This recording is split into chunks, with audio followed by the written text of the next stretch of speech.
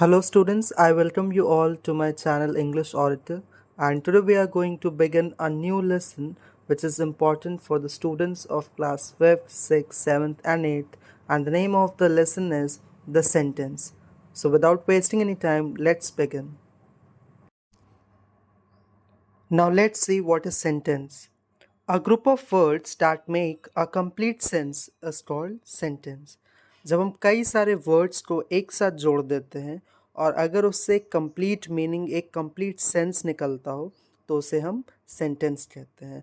So what will say a group of words that make a complete sense is called sentence.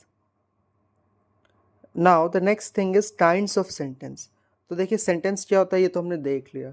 अब हम देखते हैं kinds of sentence यानी sentence कितने तरह के हो सकते हैं. So here it's written according to function there are 5 kinds of sentence.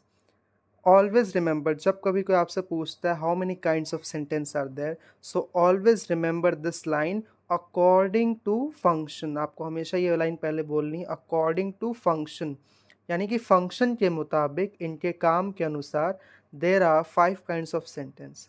So according to function there are 5 kinds of sentence. The first is interrogative sentence, second imperative sentence, third declarative or assertive sentence, and the fourth is exclamatory sentence, and the last but not the least is optative sentence. So according to function there are 5 kinds of sentence. Now let's begin with the explanation of the first kind of sentence, that is interrogative sentence. So what are interrogative sentence? A sentence that asks a question is called an interrogative sentence. कोई भी ऐसा sentence जिसमें आप कोई सवाल पूछते हैं, जिसमें आप कोई क्वेश्चन करते हैं, उसे हम इंट्रोगेटिव सेंटेंस कहते हैं. It always ends with a question mark. और सबसे बड़ी पहचान, सबसे बड़ी आइडेंटिटी क्या होती है इंट्रोगेटिव सेंटेंस की? That it always ends with a question mark.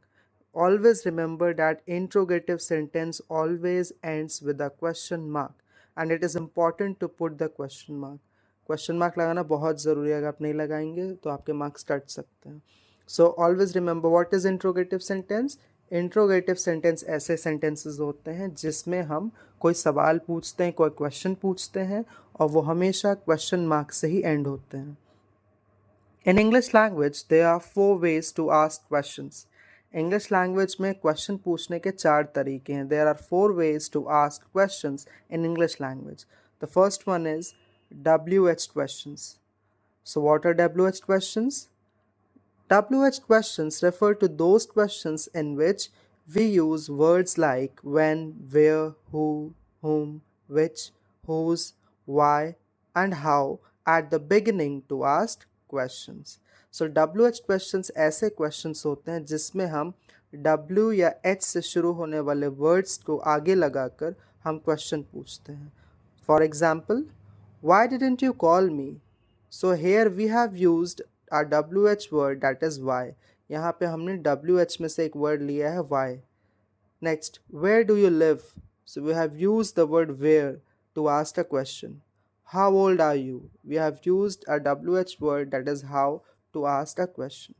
So WH questions का मतलब होता है ऐसे क्वेश्चन वर्ड्स जो W या H से शुरू होते हैं और जिससे हम सवाल पूछते हैं उनको हम WH questions बोलते हैं. The another way to ask questions in English language is yes or no question. Yes or no questions are the questions that expects an answer of either yes or no. Second type का जो question होता है वो है yes और no question. Yes और know questions ऐसे questions होते हैं जिनका आंसर हमेशा या तो येस आएगा या तो नो आएगा. कोई भी ऐसा क्वेश्चन जिसका आंसर सिर्फ येस हो सकता है या फिर नो और कुछ भी नहीं, ऐसे क्वेश्चंस को हम येस और नो क्वेश्चन कहते हैं. For example, can you play the guitar? क्या आप गिटार बजा सकते हैं? तो इसका आंसर होगा येस या फिर no. So this is an example of yes or no question. The next question is, are they 12 years old? So what will you answer? Either you will say yes or no. Does John go to school? So this is also an example of yes or no question because the answer of this question will be either yes or no. So this is called yes or no questions. So yes or no questions are what? Yes or no questions are the questions of which you can expect the answer in yes or no. Now the third type of question is choice questions. Choice questions are questions that offer a choice of several options as an answer. They are made up of two parts connected by the conjunction or. So choice questions ऐसे questions होते हैं जिसमें आपको at least two choices दी हुई होती हैं, आपके पास दो ऑप्शंस होते हैं. तो ऐसा कोई भी क्वेश्चन जिसमें आप लोगों को खुद चॉइस देते हैं, ऑप्शंस देते हैं, और ये जनरली किससे कनेक्ट होते हैं? कंजंक्शन और से कनेक्टेड होते हैं. Look at the example, is he a director और अ प्रोड्यूसर. सो यहाँ पर देखिए और से कनेक्ट हैं और यहाँ पे ऑप्शन दिया है इज ही अ डायरेक्टर और अ प्रोड्यूसर. वो डायरेक्टर है या प्रोड्यूसर है. So there are two options given in the question. So these kind of questions are called choice questions. ऐसा कोई भी सवाल, कोई भी क्वेश्चन जिसमें आपको ऑप्शंस दिए होते हैं, दो चीज़ में से किसी एक चीज़ को आपको चूज़ करना होता है, ऐसे क्वेश्चंस को हम चॉइस क्वेश्चंस बोलते हैं. For example, do you like T और कॉफ़ी. तो आपके यहाँ पर दो ऑप्शन है, टी और कॉफ़ी में से एक आपको चूज़ करना है. Next, does she like pizza और बर्गर. तो यहाँ पे आपको पिज़्ज़ा और बर्गर में चॉइस दी हुई है. So these kinds of questions are called choice questions in which you already have a choice between two things. The another kind of question is called tag questions, or you can say question tags. Tag questions or question tags are the sentences in which a statement that is declarative or assertive is end with a question word to make it a question. So what are tag questions?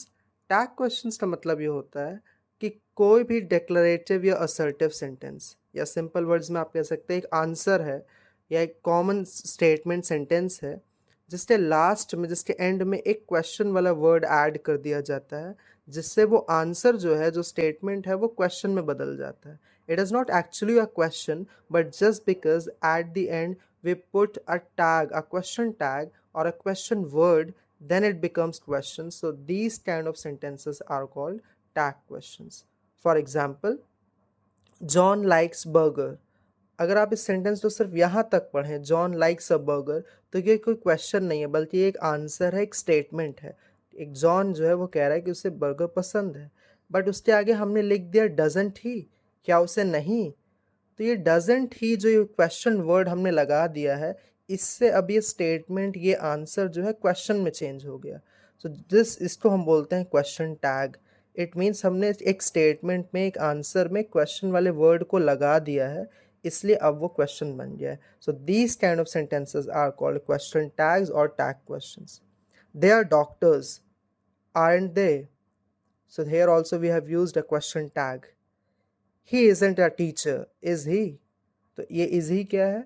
ये इसको question बना रहा है, जबकि ये था क्या? Answer.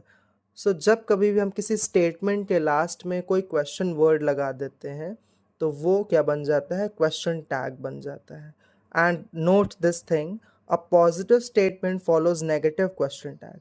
अगर कोई पॉजिटिव सेंटेंस है, कोई पॉजिटिव स्टेटमेंट है, पॉजिटिव मीन्स जिसमें नो या नॉट का यूज़ नहीं किया गया हो, अगर कोई पॉजिटिव स्टेटमेंट है तो उसमें हमेशा हम नेगेटिव क्वेश्चन टैग लगाते हैं, और अगर कोई नेगेटिव स्टेटमेंट होता है तो उसमें हम पॉजिटिव क्वेश्चन टैग लगाते हैं. Remember this rule. For example, जैसे देखिए जॉन लाइक्स बर्गर. सो जॉन लाइक्स बर्गर, इसमें नो या नॉट का यूज़ नहीं हुआ है, so it's a positive sentence. इसलिए हमने इसमें जो क्वेश्चन टैग लगाया है वो नेगेटिव लगाया है.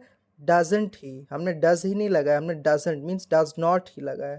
सो पॉजिटिव सेंटेंस के साथ हमेशा नेगेटिव क्वेश्चन टैग लगता है और नेगेटिव सेंटेंस के साथ हमेशा पॉजिटिव क्वेश्चन टैग लगता है. So these are the four kinds of interrogative sentence in English language, or you can say these are the four ways to ask questions in English language. Look at the next kind of sentence, that is imperative sentence. An imperative sentence is a sentence that expresses a direct command, request, invitation, warning, instruction, suggestion, etc. So what are imperative sentences? Imperative sentence ऐसे sentence होते हैं जो या तो किसी command मतलब आदेश को देते हो, रिक्वेस्ट यानी कोई विनती करते हो, इनविटेशन देते हो, कोई वार्निंग देते हो या फिर कोई सजेशन या एडवाइस देते हो। तो ऐसा कोई भी सेंटेंस जिसमें आप किसी को कमांड दे रहे हो, रिक्वेस्ट कर रहे हो, इनविटेशन दे रहे हो, वार्निंग दे रहे हो, सजेशन या एडवाइस दे रहे हो, इंस्ट्रक्शन दे रहे हो, ये सारे सेंटेंसेस इम्पेरेटिव सेंटेंस कहलाते हैं। Generally it and with a full stop. तो जनरली क्या होता है कि जो इम्पेरेटिव सेंटेंस होते हैं वो हमेशा फुल स्टॉप से ख़त्म होते हैं, but under some circumstances it can also end with an exclamation mark. वैसे जनरल वे में तो इम्पेरेटिव सेंटेंस हमेशा फुल स्टॉप से ही ख़त्म होते हैं, बट कुछ स्पेशल केसेस में, कुछ स्पेशल सर्कमस्टांसेस में आप एक्सक्लामेशन मार्क भी लगा सकते हैं। For example, come here. तो ये कम हियर क्या है? मैं किसी को कमांड दे रहा हूँ, आदेश दे रहा हूँ, कह रहा हूँ कम हियर। जैसे आपके स्कूल में आपकी टीचर आप बोलते कम हियर, तो वो आपको क्या कर रही है? कमांड दे रही है, आदेश दे रही है, यहाँ हो, कम हियर। तो ये कमांड है, तो कमांड किस में आएगा? इम्पेरेटिव सेंटेंस में, and it is ending with full stop. Now the next is please give me my umbrella. So this is what? This is request. So request will come under imperative sentence. Now look at the third example. Come here right now. सो यहाँ पर हमने exclamation mark क्यों लगाया है? क्योंकि यहाँ पर हम कमांड जो है वो एंगर में दे रहे हैं, गुस्से में। तो जहाँ कहीं भी हमें इम्पेरेटिव सेंटेंस में इमोशंस या फीलिंग्स दिखानी होती है, एंगर दिखाना होता है, हैप्पीनेस दिखानी होती है, जॉय दिखाना होता है, तब हम वहाँ पर एक्सक्लामेशन मार्क का यूज़ कर सकते हैं। जो फर्स्ट एग्जाम्पल है कम हियर, उसमें हम बहुत सिंपल वे में बस कमांड दे रहे हैं, इसलिए फुल स्टॉप लगा है। बट जो लास्ट वाला है कम हियर राइट नाउ, वो हम गुस्से में बोल रहे, तो हमें उस गुस्से के एक्सप्रेशन को दिखाने के लिए हमने वहाँ पर एक्सक्लामेशन मार्क लगाया है। Note, in imperative sentence the subject you is implied, subject is not written but it is still there. And remember this thing, इस चीज़ को याद रखिएगा, this is very important that imperative sentence में जो subject होता है वो हमेशा छुपा हुआ होता है, वो लिखा नहीं जाता है लेकिन वो हमेशा वहाँ पर होता है। जैसे कम हियर में सब्जेक्ट नहीं है, लेकिन हमें ये पता है, ये अंडरस्टूड है कि इम्पेरेटिव सेंटेंस में सब्जेक्ट हमेशा क्या होता है? यू। What is you? तो ये बात हमेशा याद रखिए कि इम्पेरेटिव सेंटेंस में सब्जेक्ट कई बार नहीं लिखा होता है, बट ये अंडरस्टूड है कि वहाँ पर यू छुपा हुआ है। तो यहाँ पे होगा यू कम हियर, बिकॉज अब अपने आप को तो बुलाओगे नहीं, ऑब्वियस सी बात है, you will call someone else. So the subject you is always implied in the imperative sentence. Imperative sentence में यू हमेशा छुपा होता है, और इम्पेरेटिव सेंटेंस में यू ही आपका सब्जेक्ट है और होता है। Now, the third kind of sentence is declarative or assertive sentence. So these both are the same, but it has two names. जैसे हमारे घर का नाम होता है, एक स्कूल का नाम। In the same way, declarative sentence बोलिए चाहे assertive sentence बोलिए, दोनों बिल्कुल same है। A declarative or assertive sentence that makes a statement, provides a fact, offers an explanation or conveys information. So declarative या असर्टिव सेंटेंस क्या होते हैं? ऐसे सेंटेंस जो कोई स्टेटमेंट देते हो, कोई आंसर देते हो, कोई स्टेटमेंट देते हो, कोई यूनिवर्सल फैक्ट बताते हो, या फिर कोई इन्फॉर्मेशन देते हो, ऐसे सभी सेंटेंसेस को हम डिक्लेरेटिव और असर्टिव सेंटेंस कहते हैं। And it always ends with a full stop. Declarative sentence जिससे एंड होते हैं, it always ends with a full stop. For example, I love my dog. तो ये क्या है? ये किसी पर्सन के स्टेटमेंट है, उसकी कही हुई बात है कि मुझे अपने डॉग से प्यार है, I love my dog. So this is a statement, so it will come under declarative sentence, and it is also ending with a full stop. I drink coffee every morning. ये क्या है? Statement. The sun rises in the east. ये एक fact है। Fact का मतलब एक ऐसी बात जो प्रूफ हो चुकी है और पूरा वर्ल्ड उसको फॉलो करता है, बिलीव करता है। So the sun rises in the east. So whenever we talk about any statement, information, universal fact, then it means that there is a declarative sentence over there, and it always ends with a full stop. Now, declarative sentence are of two types, or you can say that declarative sentence is divided into two parts. First is positive or affirmative, and the second one is negative. Declarative और assertive sentence के भी दो parts होते हैं। पहले part को बोलते हैं पॉजिटिव, उसी को अफर्मेटिव भी बोलते हैं, और सेकंड है negative. For example, I drink coffee every morning, मैं रोज़ सुबह कॉफ़ी पीता हूँ। तो इसका नेगेटिव क्या होगा? नेगेटिव का मतलब ऐसे सेंटेंस जिसमें नो या नॉट का यूज़ हुआ हो।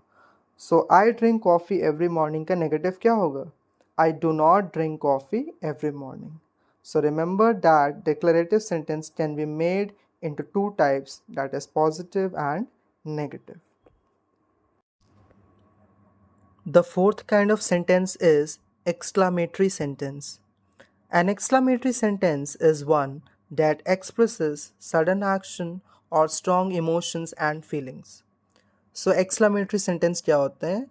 एक्सक्लामेटरी सेंटेंस ऐसे सेंटेंसेस होते हैं जिसमें या तो हम कोई सडन एक्शन दिखा रहे होते हैं, मतलब अचानक से हो जाने वाले एक्शंस जिससे आप चौंक जाओ, हैरान हो जाओ, सरप्राइज हो जाओ, या फिर किसी स्ट्रॉन्ग फीलिंग या इमोशन को दिखाए जाते हैं। फीलिंग्स और emotion means like sometimes you are happy, sometimes you are sad, कभी आप बहुत खुश होते हैं, कभी आप सैड होते हैं, उदास होते हैं, कभी आप गुस्से में होते हैं, ये सब फीलिंग्स होती हैं।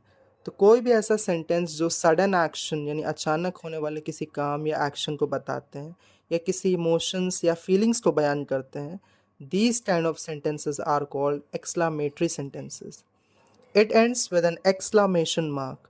और एक्सक्लामेटरी सेंटेंस की सबसे बड़ी पहचान ये होती है that it always ends with an exclamation mark. ये हमेशा किससे एंड होते हैं? एक्सक्लामेशन मार्क से एंड होते हैं. An exclamation point is placed at the end of such sentences.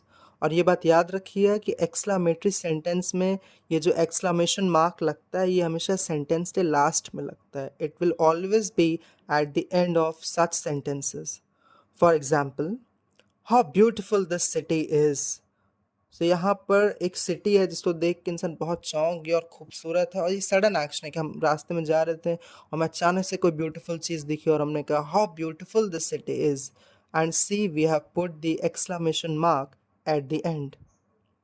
Next, God, I'm in heaven. So we have put the exclamation mark. This is an example of exclamatory sentence because sudden action is being shown here. Hooray, we won the match.